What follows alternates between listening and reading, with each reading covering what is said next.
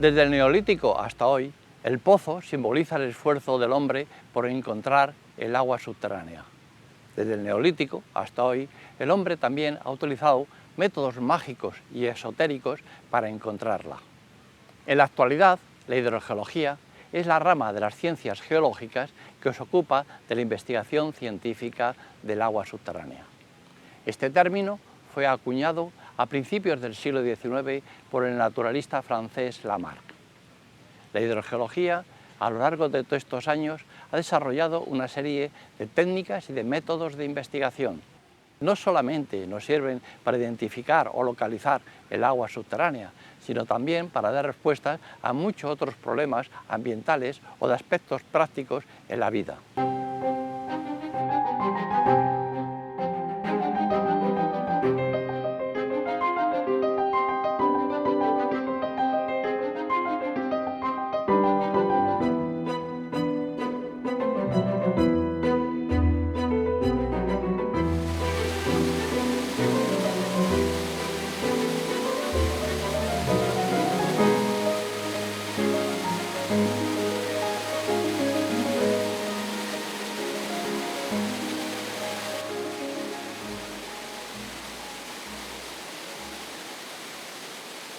La memoria colectiva de todas las culturas está llena de relatos en los que, tras una intervención divina, directa o indirecta, brota agua saludable de la tierra. Dotados de un carácter sagrado, manantiales y fuentes testimonian el sentido providencialista que el hombre tradicionalmente ha atribuido a los hallazgos de agua subterránea.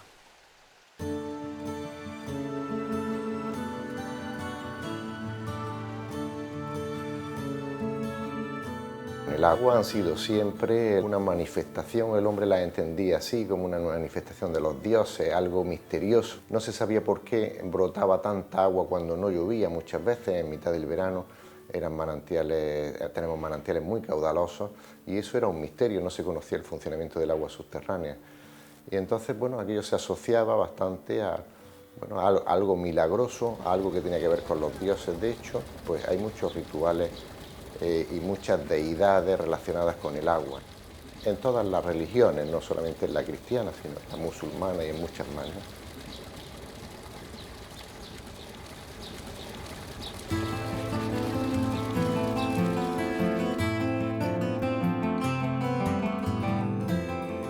Aunque no existan documentos que atestiguen la existencia en la antigüedad de criterios de búsqueda de agua subterránea, los pozos testimonian la presencia de personas que desde la prehistoria, dotadas de intuición y de buena capacidad de observación, señalaban los puntos más propicios para encontrarla. Como los actuales taoríes, localizaban el agua guiados por la presencia de humedad o de la vegetación adecuada.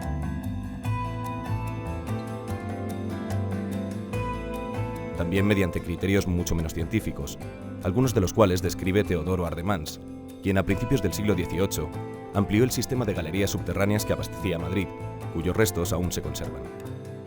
Entre aquellos criterios, señala el arquitecto y fontanero de la corte, el tamaño de las hormigas y la condensación de agua durante la noche en un vellón de lana tendido sobre el terreno o en una vasija boca abajo, interpretándose la condensación de la humedad atmosférica como prueba de los efluvios del agua subterránea.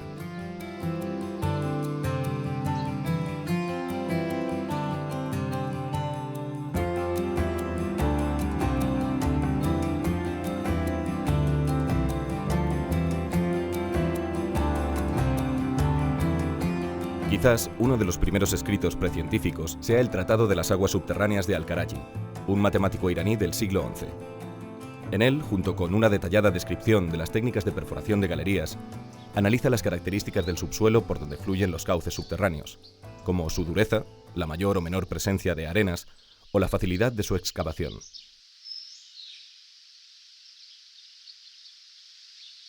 Al-Karaji introduce su obra con estas inspiradas palabras.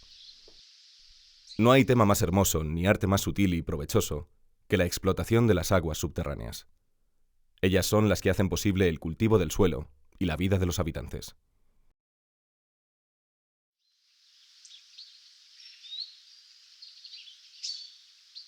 Afortunadamente hoy, con el desarrollo de la hidrogeología, contamos con métodos científicos para localizar y cuantificar el agua subterránea, para analizar su composición química y para conocer sus movimientos.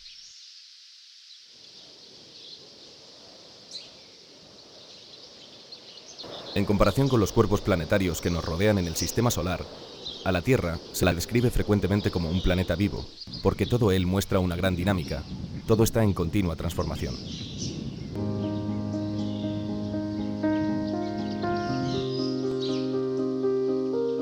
El ciclo del agua es un ejemplo de ese estado de continuo movimiento, como lo es el ciclo de la vida, el de los elementos químicos, como el nitrógeno o el carbono, o el de las rocas que con tanta precisión conocen los geólogos.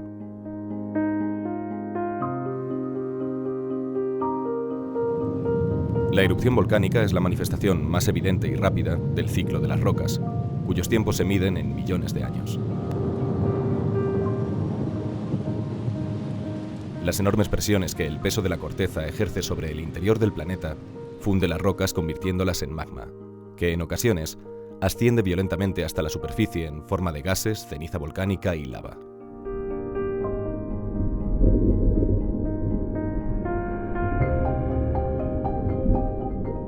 En contacto con la atmósfera o con el agua del mar, el magma se enfría y solidifica rápidamente, dando lugar a las rocas volcánicas, formadas de cristales minúsculos, cuyo exponente más conocido y abundante es el basalto. La mayor parte del magma no llega a la superficie. Se enfría lentamente y solidifica en grandes masas que los geólogos llaman rocas plutónicas, cuyo rasgo común son los cristales grandes de que están compuestas, apreciables a simple vista. Su exponente más abundante y conocido es el granito. Por su origen común del magma, las rocas plutónicas y las rocas volcánicas reciben el nombre de rocas ígneas, formando uno de los 3 grandes grupos de rocas existentes en el planeta.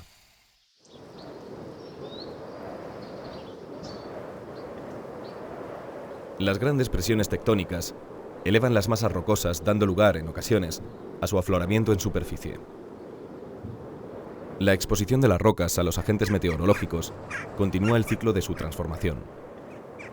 La erosión y la fragmentación permitirán que el viento y la lluvia arrastren los trozos más pequeños que arroyos y ríos terminarán por depositar en los grandes valles o en el fondo del mar, rellenando lentamente las cuencas de sedimentación.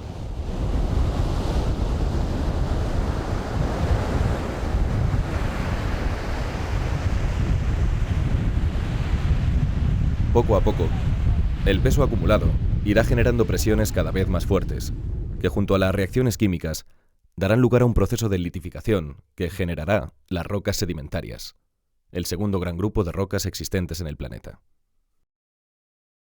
Arcillas y areniscas, calizas, yesos, carbones y margas son algunos de los exponentes más comunes de las rocas sedimentarias, que como una capa extendida sobre las rocas ígneas cubren el 70% del planeta.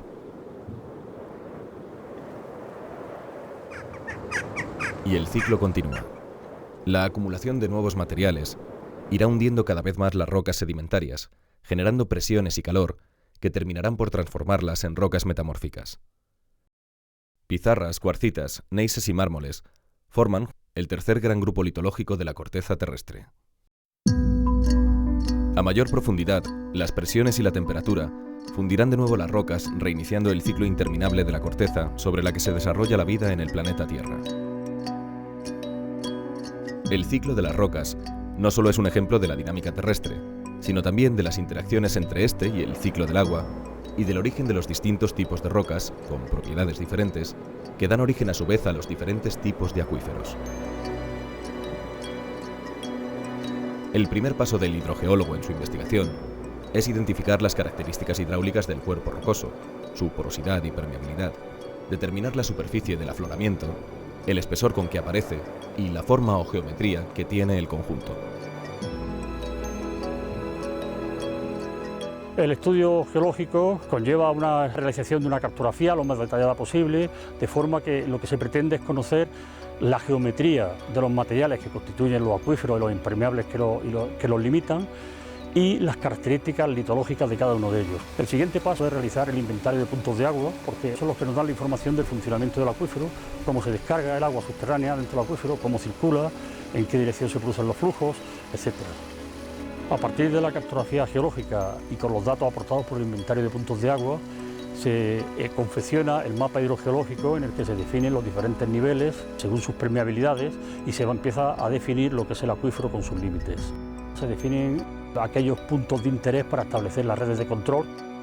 A partir de los datos que aportan estas redes de control, su seguimiento a lo largo de un tiempo determinado, junto con toda la información estructural, geometría, etcétera, llegamos a confeccionar lo que sería el modelo conceptual de flujo. Este modelo conceptual de funcionamiento hidrogeológico incluirá también un balance hídrico del acuífero en el que se valoran entradas y salidas. Con el balance hídrico y el modelo conceptual de flujo tendríamos ya definido el comportamiento y el funcionamiento del acuífero. Una vez establecido el modelo conceptual de funcionamiento y su balance hídrico, estamos en condiciones ya de establecer un modelo matemático. De esta manera tendremos una herramienta para la gestión, para ver cómo puede evolucionar y para poder hacer diferentes simulaciones en diferentes condiciones. El trabajo del hidrogeólogo no termina con la localización de los estratos y estructuras favorables para formar acuíferos, la determinación de su capacidad y sus límites y el estudio de su funcionamiento, sino que también tiene que establecer las características técnicas de los pozos de captación, el caudal que se puede extraer y la calidad del agua. También debe prever las posibles fuentes de contaminación y los impactos que la extracción de agua puede producir en el entorno.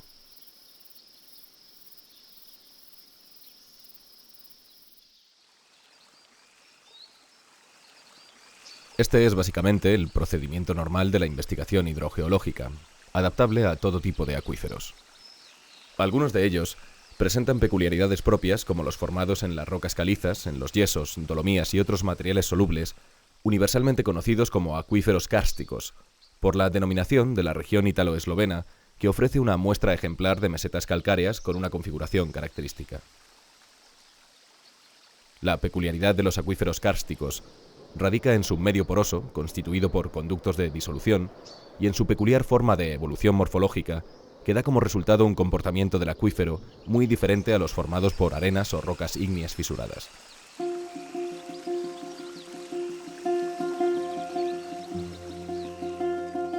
Los acuíferos kársticos constituyen aproximadamente el 12-15% de la superficie terrestre. Son, por tanto, un tipo de acuíferos muy abundantes en el planeta. De ellos se abastece aproximadamente un cuarto de la población mundial.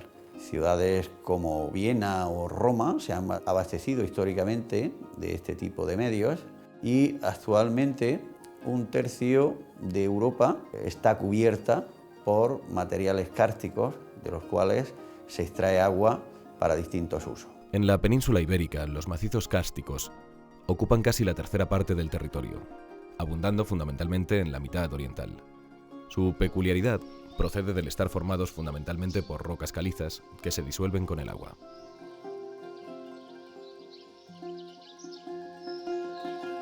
Como todas las rocas de la corteza terrestre, los estratos de caliza se encuentran fisurados por los movimientos tectónicos. El agua de lluvia se infiltra por estas grietas, que suelen estar conectadas entre sí, disolviendo la caliza y abriendo conductos que buscan la salida hacia puntos más bajos que constituirán la zona de descarga, como bien puede ser el cauce de un río. Por efecto del agua que circula por ellos, los canalículos iniciales, a veces microscópicos, se van agrandando progresivamente hasta alcanzar dimensiones de gran magnitud.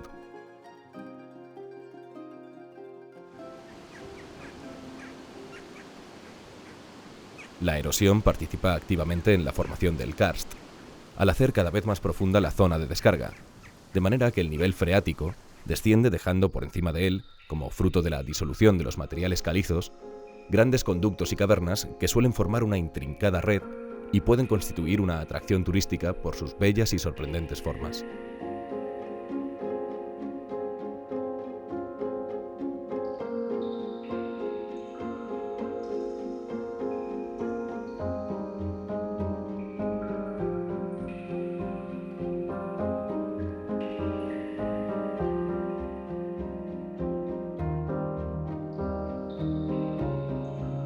Por debajo de estas zonas visitables y secas queda situado el nivel freático, que sigue descendiendo según progresa el lento pero imparable proceso de disolución.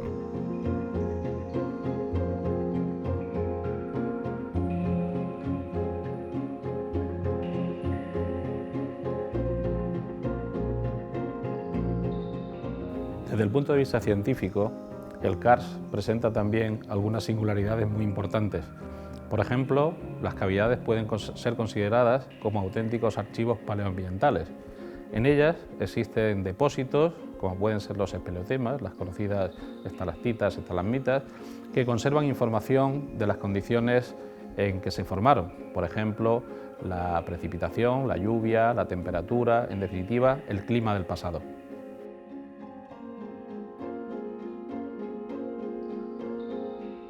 Desde el punto de vista económico, el karst tiene también una importancia fundamental. Las aguas kársticas, por ejemplo, sirven de abastecimiento para una parte muy importante de la población española. Casi el 25% de los españoles beben agua subterránea procedente del karst. También las cuevas turísticas son otra fuente de economía muy importante, sobre todo en aquellas poblaciones del ámbito rural que no tienen otros recursos para su sustento.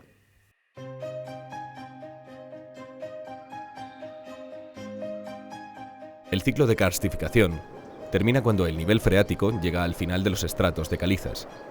Las cavernas se hacen inestables y se hunden, mientras continúa el proceso de erosión en superficie, dando como resultado final desolados y, sin embargo, sugerentes paisajes de ruinas rocosas.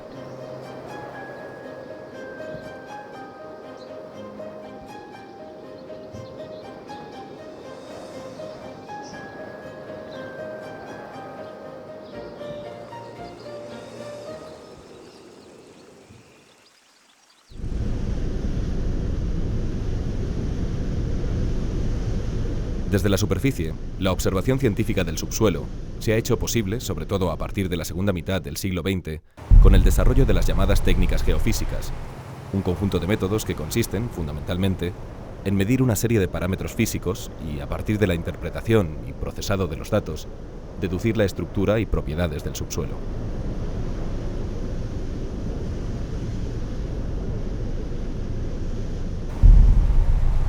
Las técnicas sísmicas, que se denomina sísmica de reflexión, que lo que hacen es estudiar las trayectorias de los rayos reflejados en las superficies con contraste de velocidad sísmica. Este tipo de técnica sísmica es la que utilizan las compañías petroleras para la búsqueda de hidrocarburos y también para la búsqueda de yacimientos hidrogeológicos o acuíferos. Además de las técnicas sísmicas, existen otras muchas técnicas geofísicas. Entre ellas destacan, por ejemplo, las técnicas eléctricas. Las técnicas eléctricas consisten en introducir, mediante una serie de electrodos, corriente eléctrica continua en el terreno y medir cómo se comporta el terreno al paso de esa corriente.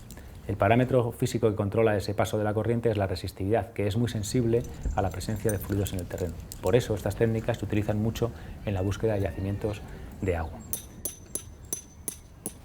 Por último, hay un conjunto de técnicas muy modernas, que son las técnicas electromagnéticas, que son parecidas a las técnicas eléctricas, pero que consisten en inducir corrientes electromagnéticas en el terreno por medio de antenas.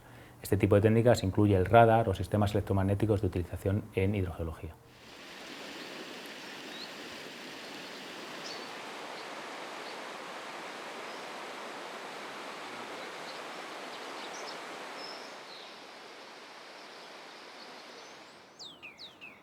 Los trabajos del hidrogeólogo y del geofísico en superficie determinan la ubicación y dimensiones del acuífero, la cantidad de agua que contiene y, si no se trata de un acuífero confinado, las zonas de recarga, es decir, por donde entra dicha agua, y los puntos de salida, las zonas de descarga. Pero además, el hidrogeólogo aplica hoy avanzadas técnicas geoquímicas que le ayudan a identificar sobre el terreno los elementos disueltos en el agua o la contaminación que pueda sufrir.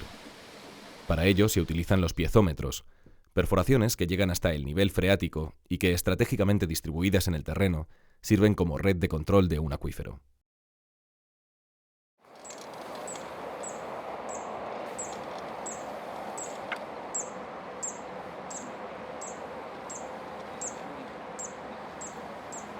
Las redes de control nos proporcionan los datos que luego utilizaremos para caracterizar el agua subterránea y el acuífero, para orientar la gestión de las aguas subterráneas y para definir proyectos de protección. El propio funcionamiento de las aguas subterráneas hace que haya una respuesta diferida en el tiempo a las presiones o a cambios que pueda haber en un acuífero. Es por eso que es necesario tener series de datos históricos que nos permitan, por ejemplo, seguir la actividad antrópica que pueda haber en un acuífero regional, poder implementar modelos matemáticos y hacer pronósticos en el tiempo, incluso abordar temas relacionados con el cambio climático. En las redes de cantidad, en la red cuantitativa, lo que tomamos principalmente son datos sobre el nivel del agua subterránea en un determinado acuífero. Estudiando la evolución de los niveles a lo largo del tiempo, lo que podemos observar son variaciones del nivel que pueden deber a causas naturales, pero también lo que podremos identificar serán alteraciones debidas a la acción antrópica, por ejemplo, a importantes bombeos que puedan producirse en ese mismo acuífero. También, si tenemos diferentes puntos de control en un mismo acuífero, lo que podremos dibujar es lo que se llama una superficie piezométrica, es decir, una superficie de la altura del nivel del agua subterránea en un acuífero. Los datos de calidad los utilizaremos para caracterizar químicamente el agua subterránea, para determinar el origen y los procesos modificadores que la puedan alterar o variar. También la utilizaremos para identificar los riesgos que puedan haber sobre el acuífero y también para mejorar el modelo conceptual y cuantificar flujos.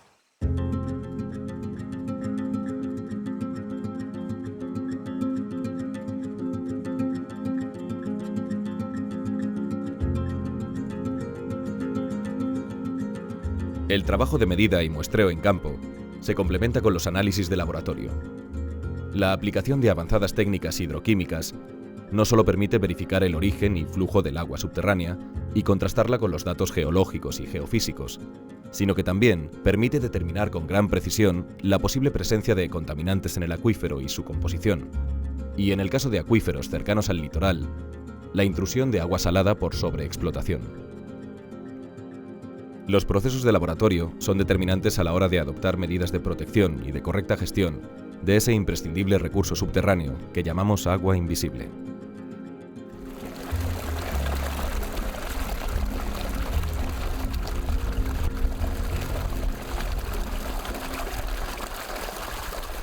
Para la toma de muestras de agua subterránea debemos tener muy claro los objetivos del muestreo. Pues pueden ser objetivos geoquímicos, lo cual nos llevaría a establecer el tipo de agua, mezclas de agua, tiempos de permanencia en el acuífero, etc.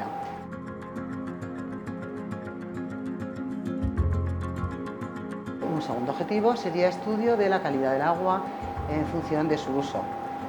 Y por último, el tercer objetivo sería estudio de la contaminación del agua derivada de actividades antrópicas en el entorno de las captaciones donde hemos tomado la muestra. En este sentido, tenemos que diferenciar, por una parte, aquellos contaminantes, como es el caso del nitrógeno y fósforo, que pueden derivarse de uso de fertilizantes. Por otro lado, está el tema de la contaminación por metales pesados, como pueden ser, estaríamos hablando del arsénico, el cromo, el cadmio, etc. Y por otra parte, microcontaminantes orgánicos, y digo micro porque los obtenemos hasta en cantidades de partes por trillón, es decir, pequeñísimas.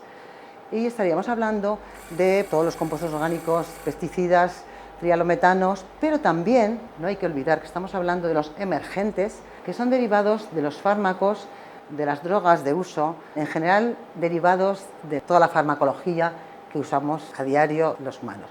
Estamos teniendo emergentes porque se ha visto que en el agua superficial está saliendo muchos contaminantes de este tipo, derivados de vertidos procedentes de zonas hospitalarias o incluso urbanas.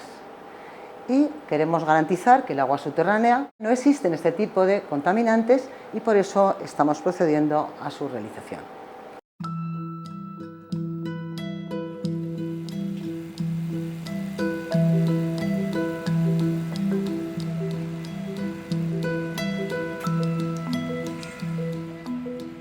El sondeo de investigación completa el conjunto de técnicas exploratorias aplicadas hoy por el hidrogeólogo. Sin duda, el sondeo es la operación más costosa de las descritas hasta ahora y sirve para comprobar la exactitud de todos los trabajos anteriores. Se trata de perforaciones de pequeño diámetro, menor de 10 centímetros, a través de las cuales se comprueba la estratigrafía, mediante la extracción de testigos, y el comportamiento hidrogeológico de los acuíferos. Una vez terminada su función, no se rellenan, sino que se suelen utilizar para reperforarlos a un mayor diámetro y construir pozos de captación, o bien entubarlos y dejarlos como pozos de observación o piezómetros. Estos piezómetros son para el hidrogeólogo, como el fonendoscopio para un médico. Sirven para inspeccionar el estado del acuífero.